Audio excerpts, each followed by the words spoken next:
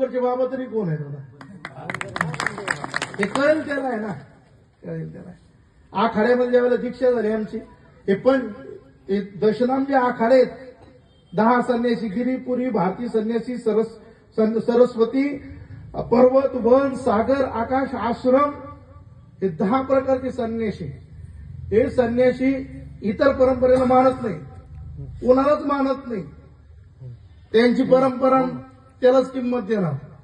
पण ज्यावेळेला हिंदू धर्मासंबंधी कुठलाही देशात निर्णय घ्यायचा असेल तर दशनाम आखाडेवाले देखील देवगडच्या बाबाच्या निर्णयाचा विचार करतात. हा अधिकार देवगडच्या बाबांचा आहे. दीक्षा झाल्यानंतर ज्यावेळेला आमचा पंचगुरूला परिचय करून देण्यासाठी स्वामीजी घेऊन गेले, त्यांना ते जे पंचगुरू असतात, एक आवर्जून सांगतो तुम्हाला, त्यावेळेला स्वामीजी त्या महाराजांना म्हणाले, स्वामीजी आपका चेला आहे पहिचाना.